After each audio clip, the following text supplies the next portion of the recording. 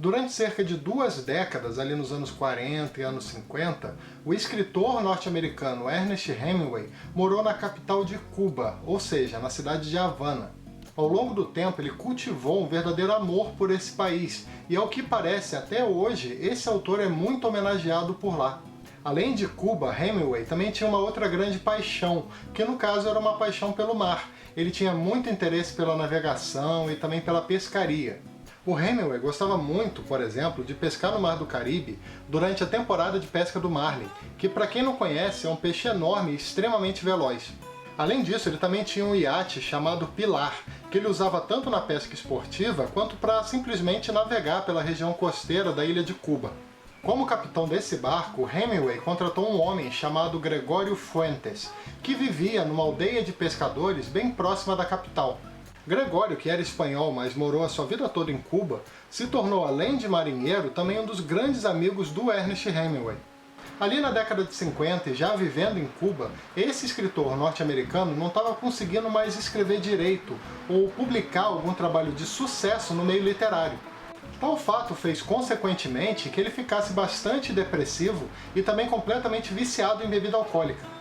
Cerca de 10 anos antes, em 1940, o Hemingway publicou um livro chamado Por Quem os Sinos Dobram, uma história ambientada na Guerra Civil Espanhola que foi aclamada pela crítica. Desde então, ele até escreveu mais um livro, dessa vez conhecido como Do Outro Lado do Rio, Entre as Árvores, só que nesse caso a obra foi duramente criticada na época. Felizmente, a coisa mudou de forma drástica a partir do ano de 1952, quando Hemingway publicou um livro chamado simplesmente de O Velho e o Mar.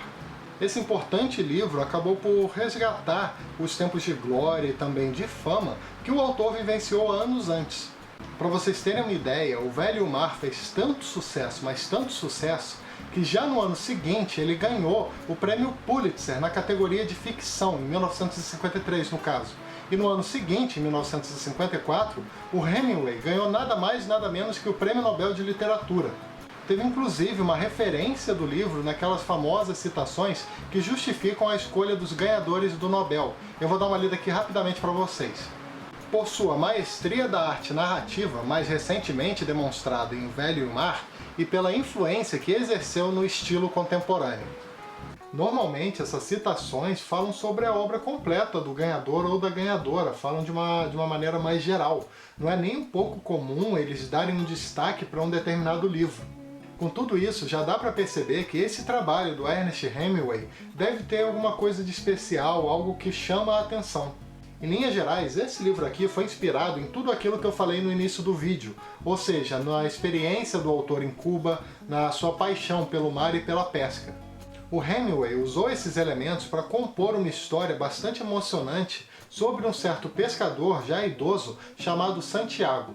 Ele, que sempre foi um pescador orgulhoso e respeitado, estava numa espécie de maré de azar porque já estava há 84 dias sem conseguir pescar nenhum único peixe.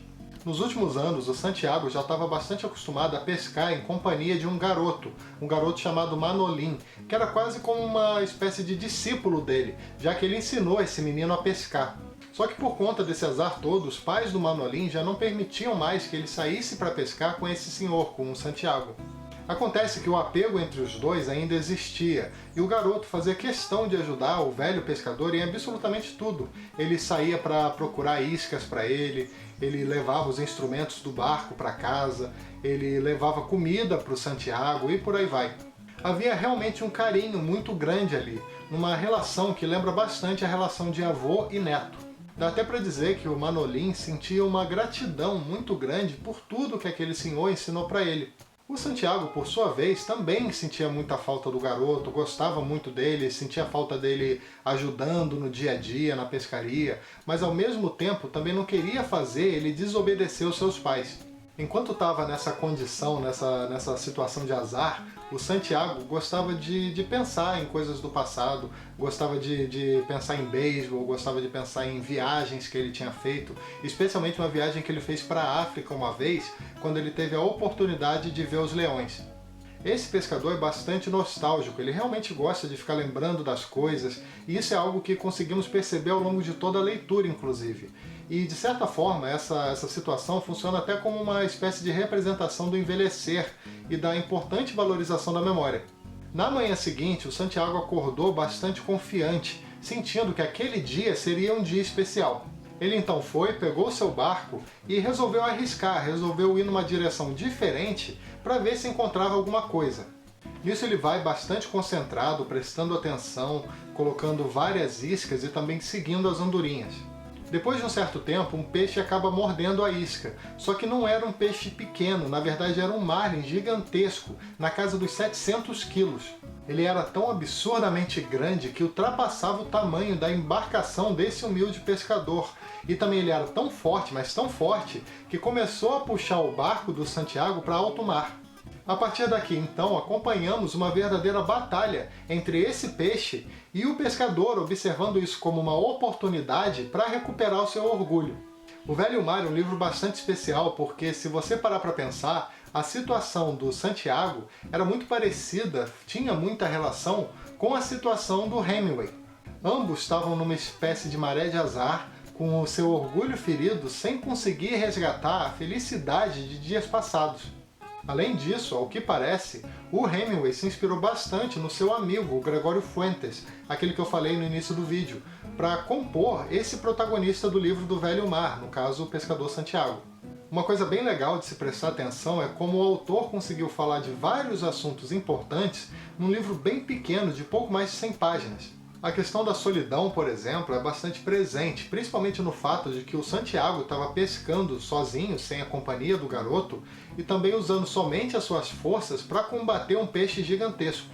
Esse protagonista representa muito bem esse aspecto da perseverança, daquele que não desiste, daquele que não se deixa controlar pelos problemas e pelas adversidades, daquele que quer provar o seu valor, custe o que custar. Isso faz, consequentemente, que esse livro seja muito sobre viver. Ao enfrentar a natureza com ânimo, mesmo com todas as dificuldades impostas pela idade, o Santiago está vivendo plenamente, ele está fazendo o que ele mais ama. De certo modo, ele está lá para provar que a velhice ou o azar não apagam a sua experiência, não anulam a sua importância ou o seu valor como pessoa. Outra coisa bastante presente na obra, que ao meu ver chama mais a atenção, é como Hemingway fala sobre a questão da amizade e da admiração. Nesse livro temos vários momentos em que conseguimos perceber uma relação de respeito e até de lealdade entre os personagens. O Santiago busca recuperar o respeito de todos que estão à sua volta, na mesma medida que ele também respeita e admira o peixe que ele tem que enfrentar nessa batalha, nessa verdadeira batalha em alto mar.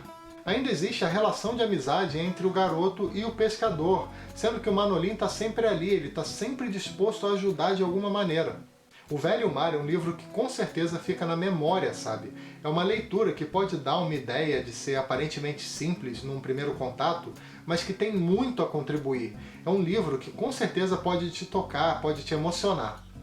Bom, é isso, espero que tenha gostado da resenha de hoje, e lembrando que todo domingo às 18 horas tem vídeo novo no canal, então fica de olho que domingo à noite tem resenha no Leia para Viver.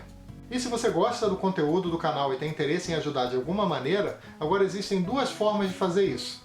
A primeira forma é através do Apoia-se, que é um site de financiamento coletivo recorrente, onde você contribui com um pequeno valor mensal e, além de ajudar o Leia para Viver, também recebe algumas recompensas.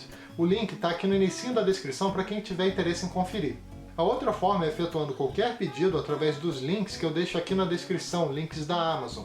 Ao clicar nesses links e efetuar qualquer compra de qualquer coisa através deles, o canal recebe uma pequena comissão. Eu vou deixar aqui embaixo também o link desse livro que eu falei aqui hoje, que no caso foi O Velho e o Mar. E também não esquece de dar uma curtida, que ajuda bastante o canal, se inscreve aqui embaixo para ficar sabendo das novidades, clica no sininho para receber as notificações cada vez que eu publicar um vídeo novo por aqui, também deixa um comentário falando se você já leu alguma coisa desse autor, ou se você já leu esse livro, e também compartilhe esse vídeo com seus amigos através das redes sociais, beleza? Então é isso aí, nos vemos no próximo vídeo. Tchau!